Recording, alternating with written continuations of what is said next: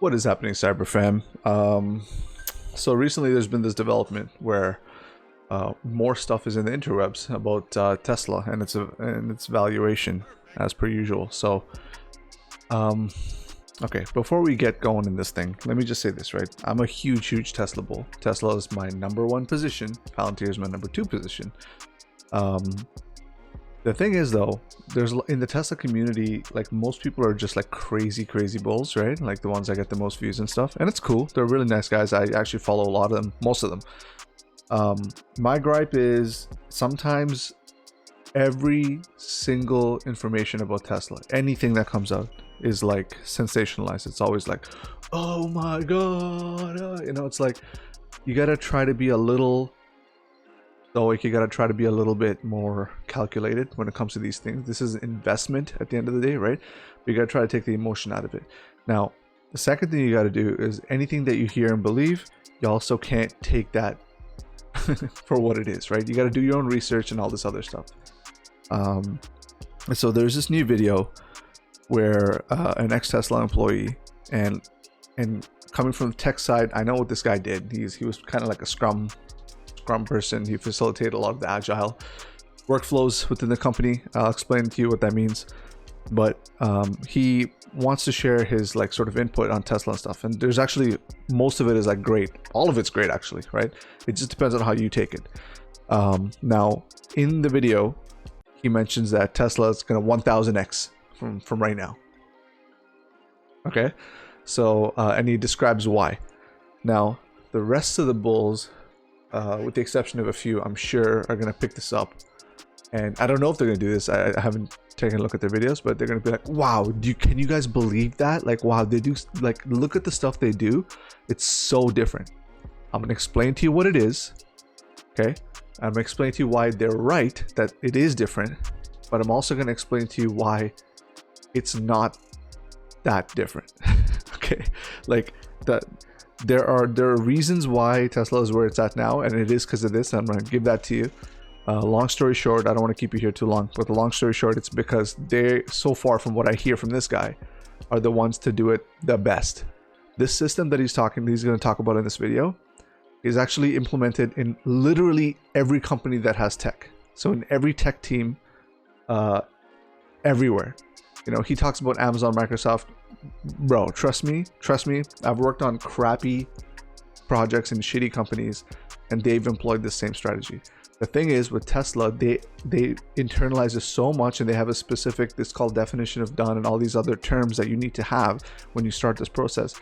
They have this down pat, and this is like they've perfected this, put it that way. And there's very few companies that have done that. So I don't want to keep you here too long.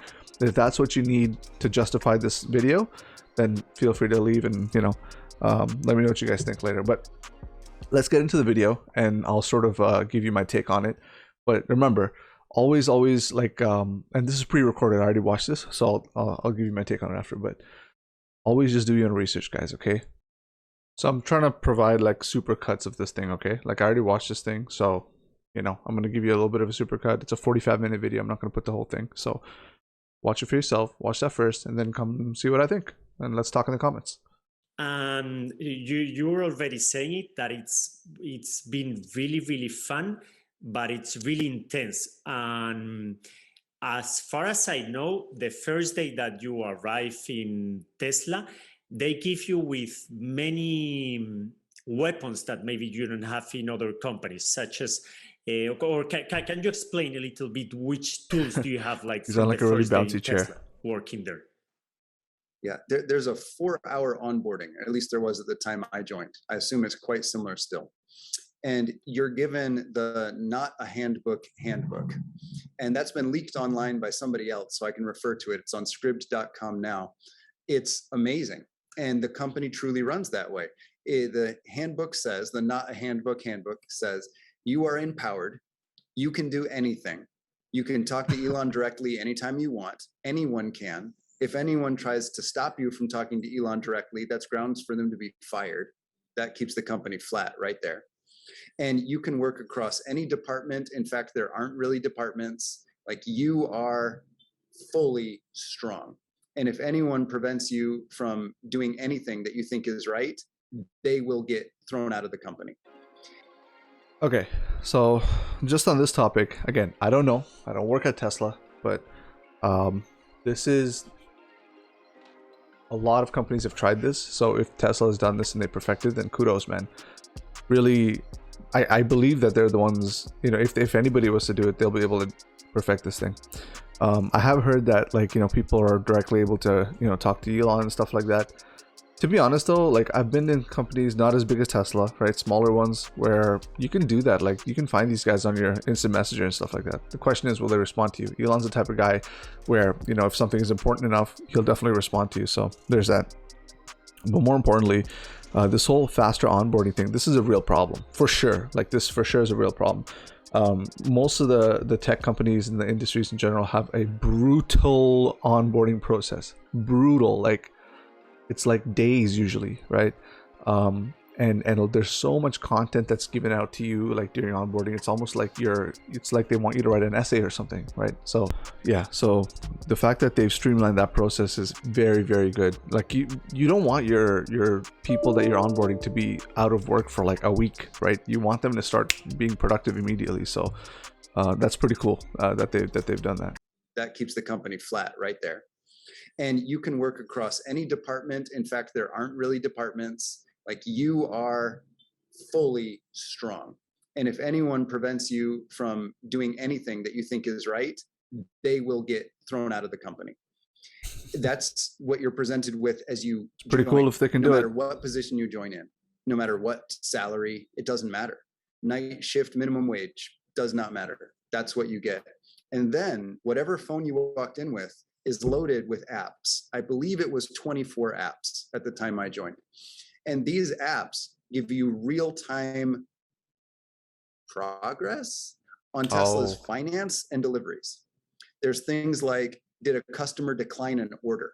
You know that immediately. And you know, I should probably care about that. I should probably go to the root cause of why a customer declined that order. Was it because there was an issue with the seats they didn't like? The paint wasn't their expectation. What is it? Okay. And I should try to fix the root of that. So you're given self-management tools, and you're not assigned a manager. Instead, you're given apps that let you decide where's the highest value you could add right now. And you're not assigned to any one area. You then just go into production and start designing, making financial decisions to the best of your capability. I'm an Agile aficionado. Maybe some people would say an Agile expert. So I went into that. Other people might have deep expertise in robotics control, and they would primarily go to areas where they think they could add value with robotics control. And then they might try something new later. So you are radically empowered. These apps give you a short feedback loop, so you're self-managing. And if anyone has ever been to something called an open space conference. Hold on. Before we move on, bro. That's pretty cool. So they're able to, so there's, okay, in any IT process or Agile process, right? I'll explain Agile later. Just keep in mind, in any of these processes that you do when you work there, there is a level of automation and there is a level of alerting and monitoring that's involved. This is another thing that's a problem for most companies. Most companies have teams that are good at this, and they're very siloed, right? So they're like, if you're on a build team or if you're on like a specific developing team, then you will know what's happening in that team. But there's like literally people, tons of people that get hired to just tell the higher up, like the next line up, what these guys did.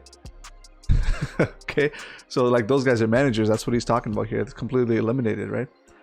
So it seems to me that Tesla, after tracking the process for all of these integrations that go in, are actually able to quantify it and put it into some kind of a database, which then they can pull and show in an app format to you when you join as an employee, which means that at all points, you as an employee can check to see where there's a bottleneck, where there's help needed, all that stuff. So presumably, if this existed during the 2018 production hell situation, employees would have known exactly where the problem was, and that's probably what helped them get out of that, right? That's very, that's very good. Like, this is this kind of stuff that I really expect these like Tesla Bulls and stuff to cover. Like, why am I covering this, right? So guys, just keep this in mind. Like you got to break these things down. Don't just take it for its surface level. Like that is a bigger, like, revolutionary thing. That actually could be a spun off into its own, like, product. There's SaaS companies that do exactly that. So I mean, just saying, man. I'm trying to give people ideas, I guess. But anyway, let's continue. Now, these cars, because they have automated testing, you can try something anytime and know if it worked or not really quickly. Yep. Well, the automated test said pass. Those cars were sold. In 3 hours, it went from idea to now the cars accept 250 kilowatt hours. Now, they weren't advertised as accepting 250 kilowatt hours until further validation, but they were already being sold. They were already as good. All right. So he addressed a lot of strengths for Tesla, right? Don't focus on the valuation, guys. This is the kind of stuff you need, the meat and potatoes, okay? So, for one, I didn't know the whole 250 increase was also a structural thing. That's pretty cool. I thought it was just software.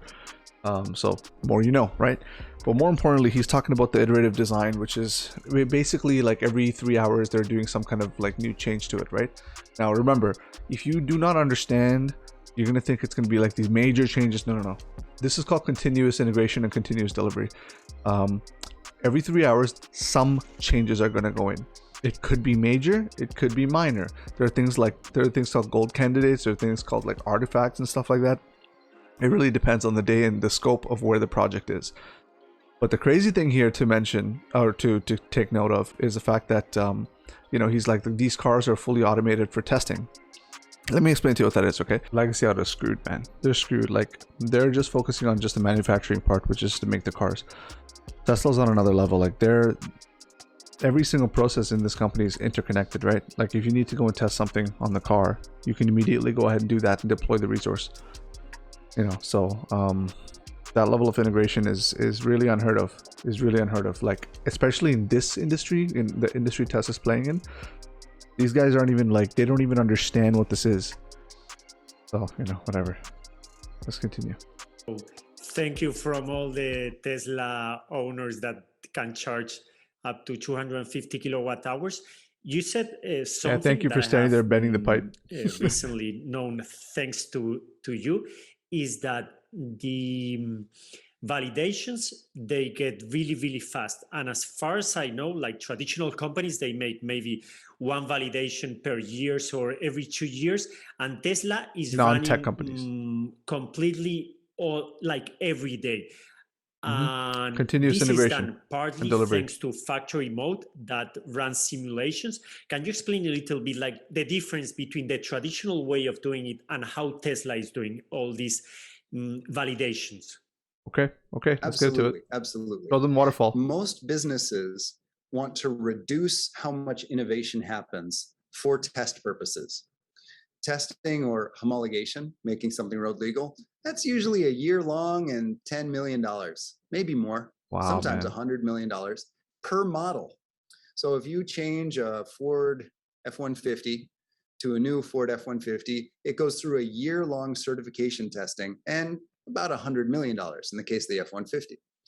So people managing cost look at spreadsheets and say, we don't want to do that very often. That's really expensive and it takes a long time. So let's do that like every 5 years, 7 years, 10 years, because change is painful. Bro, that's bad. Well, an agile company like Tesla, and remember, Musk came from PayPal. Musk had already created X.com and PayPal and was already an agile native thinker. Tech background. Well, in an agile company, what you do instead is you reduce the cost to change. Instead of changing slower because it's expensive, you very aggressively reduce the cost to change.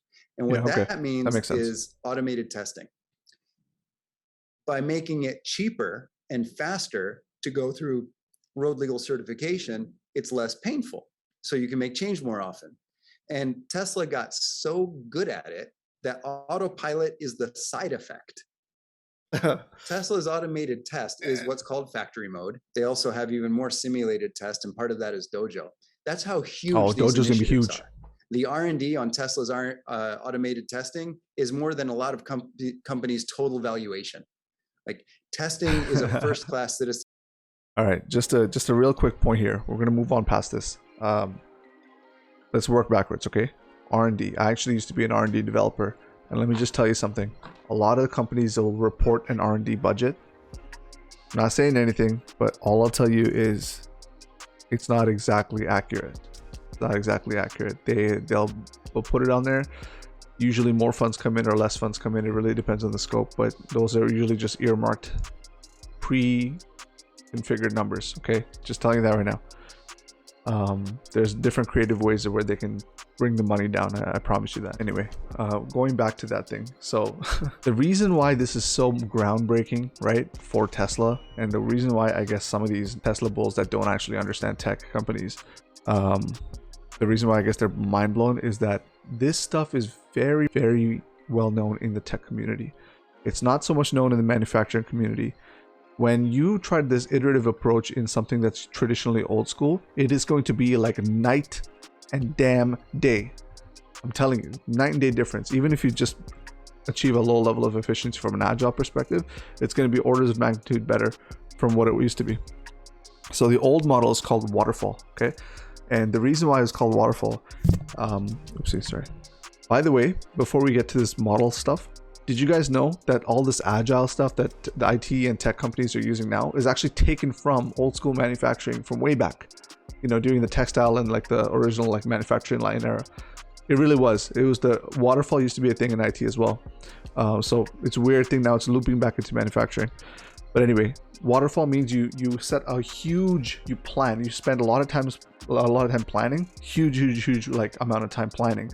And you say, okay, it takes this long for the plan to execute, and then it just goes and executes. Like it's like trickle down almost, right? So think about it. Like you're doing so much planning for a single product. Now this usually used to work for manufacturing before because there's risks involved. There's a whole bunch of other stuff that called for this kind of approach, okay? But now with iterative and agile methods, you don't need that stuff anymore, okay? You can basically keep trying as fast as you can until a product clicks, and once that product clicks, you already know how the process works, and you just pound away. Planning sessions are shorter. Usually it goes in what's called sprints, which are 2-week cycles. And what he's talking about is continuous delivery, integration and continuous delivery, which means code updates are happening every day, like every day, probably every hour. If it's really continuous, it's every time a developer finishes their code. It'll usually pull like a whole bunch of people's code together and create like an artifact. Or a candidate, which could be like, you know, like 6 or 7 people's code in the past 4 hours, for example, right? And then that gets pushed in, like packaged into another envelope, which is the artifact, and then it gets shipped to its destination, which could be your car, right?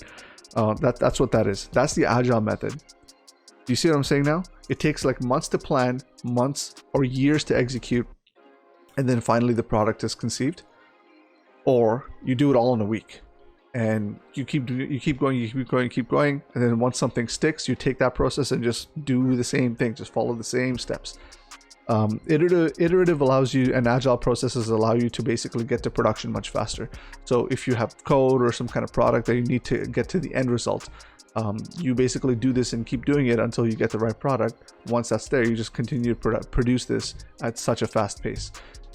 There are things like within this process itself where the planning session is you only plan for the next short little while, right? There's other stuff where this short while fits into a larger image, but you're focused on the interim. You're focused on like that sprint. That's what this is, okay? That's all this is. Every tech company does this to some degree. Tesla probably perfected this. Last but not least, let's see if we can get to that valuation bit. Also, before we continue, he did address that their R&D budget was like the size of most other companies' valuations.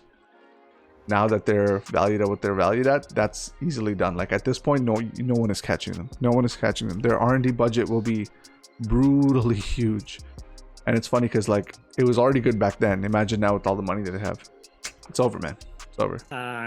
Okay, these millionaires, happy workers of He's talking with Tesla, employees.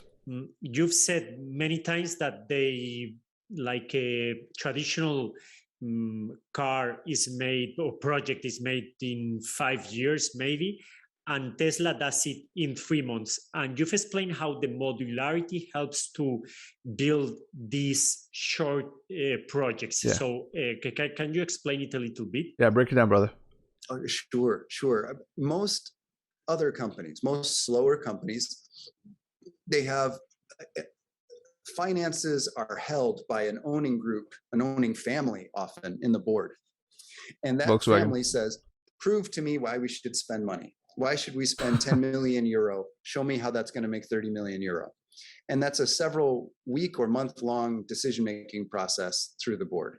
So to spend any significant amount of money, it's usually several weeks to several months. That's step one. Yep. Fair. Then once you decide to spend money, that owning family or the board approves the spend in most slow companies. Then you have approvals are long. Waterfall plan. Takes forever. You have a group of planning Waterfall experts, and they truly are experts, work often for months or years on what's the plan, often down to the individual task, to make this new car. Maybe it will be the new BMW 3 Series or the new Mercedes-Benz Daimler S-Class or the new MAN truck or bus, and whatever it is. So now you have this meticulous plan that took months or years and all those people's salaries. So it's already millions and millions of euro just in plan, and you haven't made anything yet. Then that plan is handed off to a separate group to do design. And now you have CAD engineers, finite element analysts, automotive designers, aestheticians, and usually they're global. So they work in Hungary and Stuttgart and Florida and Croatia and Poland, and they make pieces of CAD. And often those pieces of CAD don't fit together.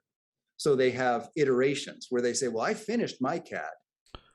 When he means CAD, it's computer assisted design, by the way. The fact that it doesn't fit with your CAD is not my problem, that's your problem. And now you have months of what's called integration fix. And that's typically another group of people who aren't even the same engineers. Okay, this is the waterfall. So you've started with approving the budget and it's cascaded down like a waterfall to design. And then that design, once it works in CAD, cascades down to the factory. And the factory does what's called productization. And it's their job to say, okay, how are we going to build this thing? By now, it's usually been 2, 3, 4 years since initial concept pitch. Real life happens. Things don't work the first time. Metal springs back after being... I just skipped it because he's just going through like the nuances of the manufacturing stuff. That's not what's important. What's important is, if you notice, there's so many hurdles that are being placed for like this process to be finished, right? That's the point I'm trying to make. Like, when I first started working, I did work in a waterfall model, and it is like, let me tell you one thing. If you worked in a waterfall model, you for sure have secured your job, my friend. Like, it's going to take you months for you to even get something to do. It's crazy. It's really bad. And this is production hell, going through this. Now you're where most companies are, and you're at about the 14-year mark.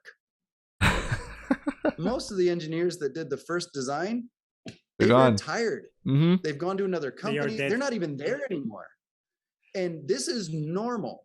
Toyota does that sometimes, and they can get some of these cycles down to 2.5 years. That's awesome. That's awesome. We're still talking years. Well, Tesla does something entirely different, and they release new models in, well, there's updates about every 3 hours. There you go. That's Waterfall. I'm pretty sure I'm gonna have to shorten this thing, but that's Waterfall. I've been in this kind of system when I first started working. I'm telling you, it is crazy. You get stuff handed. It's almost like playing broken telephone, right? You just like basically, or it's like throwing something over the fence to someone you don't see. You know, eventually it's gonna get to somebody. Like, I received code when I was in doing the waterfall stuff. I received code from people where I've seen the names of the original authors, and then I go and try to find them, and they work for like some other company, and they've been working there for years. So it's like, holy crap, man! Like, what? How old is this thing, right? So by the time it gets to you, it's actually not even relevant anymore, and you're just gonna have to make it work. Which is why, if you apply this to the manufacturing side of it for cars, this is why like every car looks the damn same. Like, all the trucks look the same, right? That's why if you notice, like, especially, you know, Japanese cars, even like German cars, they look very similar. The changes are very minimal, right? It's just like, because if you toss one thing that's a little different, then the whole machine just like takes years to just, you know, finish compiling, right? The software that's 3 months long will be called gold candidates, or like some sort of production artifact. So it'll be like big fixes. So like big software changes, like big large version changes. So for those of you who don't know, like the version tagging when it's like 1.00, right? The first one is a major version, so it's like the second one is a minor version, and the other one is like a smaller iterations of those. So remember, those major versions, so like 1.0 to 2.0 is a huge jump. There might be hundreds of iterations in between, right? So those things will happen probably in quarters or months, depending on what it is. Anyway, let's get to this. Let's get to the point of the valuation part, man. I want to get that in here just so you guys are aware of what's happening and what people are talking about here. The industry does not even understand. And what that means is traditional investment calculus won't work. Not traditional investment calculus. Traditional investment calculus is what's your profit per unit, because your units aren't going to change for 5, 7, 14 years. Yeah. So we already know your profit per unit because they're not going to change.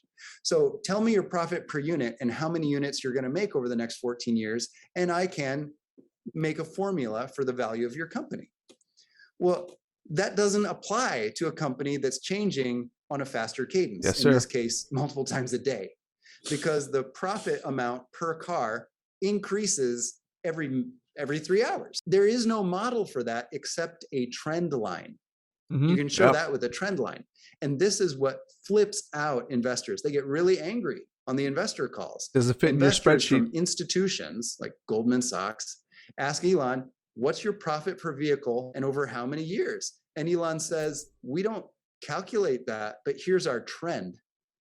And this is the big problem. Everyone's always thinking it's a car company. This is why. It's not like they're trying to be assholes. They just don't understand how to track it because they operate in a different level. They are shipping products that are packed with technology that improves. You understand? Like the car is actually the most static part of this whole thing, right? So this is why the valuations are always like messed up. Like when people read this in, and now it's like analysts don't even know what's happening, so they're just raising the the prices, right? But people don't get it. It's not a car company, guys. It's not like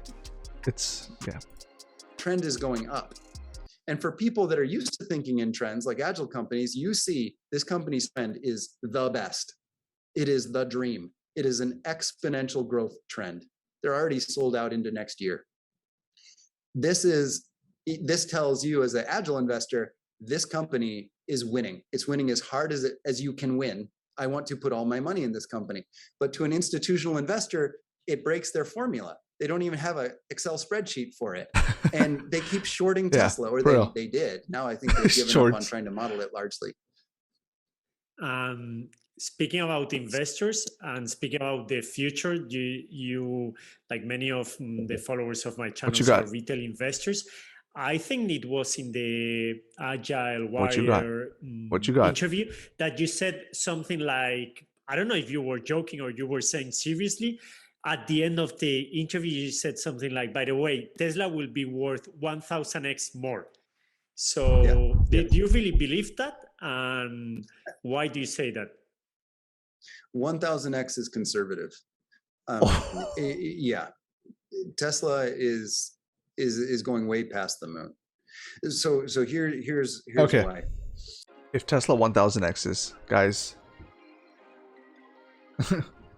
I don't know. That's crazy shit.